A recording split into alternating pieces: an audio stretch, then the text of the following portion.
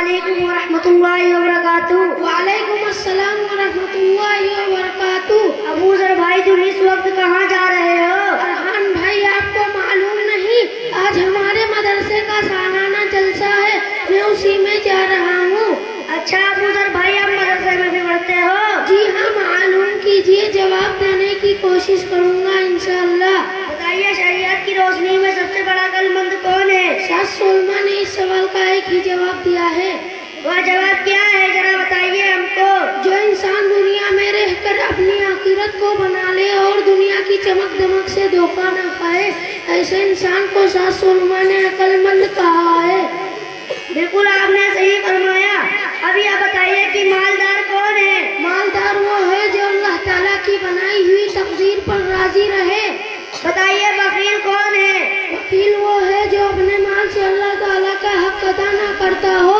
ابو ذر بھیا بتائیے کہ جو اللہ تعالیٰ کی بنائی تقدیر پر راضی نہ ہو اس کا نقصان ہوگا؟ فرحان بھائی ایسے تو بہت بڑا نقصان ہوگا۔ وہ نقصان کیا ہے ذرا بتائیے۔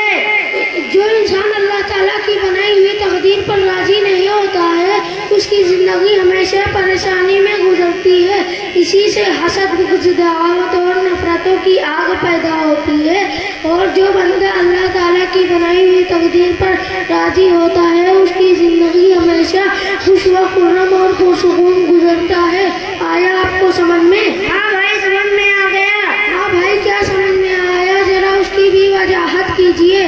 ارے بھائی یہی بات کی ہم ہمیشہ اپنے پڑوسیوں سے چلتے تھے کہ وہ اتنا موٹا کیوں ہو رہا ہے، اس کا کاروبار اتنا کیوں چل رہا ہے، اس کا اتنا فائدہ کیوں ہو رہا ہے۔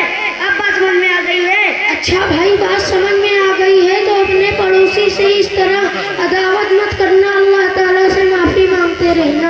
ارے بھائی یہی بات کی ہر وقت کو اس کی تقدیر کا لکھا ہوا ملتا ہے، ملتا ہی رہے گا چاہے میں جتنا ہی چلتا رہوں، لیکن ہمارا رب دے کر ہی رہے گا جو اس کی تقدیر میں لکھا ہوا ہے۔ ابو ذر بھائی میں آپ کا بہت بڑا شکر گزار ہوں کہ آپ نے مجھے بہت اچھی بات کی طرف توجہ دلائی، اس سے مجھے بہت فائدہ ہوگا۔ اچھا میں چلتا ہوں۔ السلام علیکم ورحمۃ اللہ وبرکاتہ۔ وعلیکم السلام ورحمۃ اللہ وبرکاتہ۔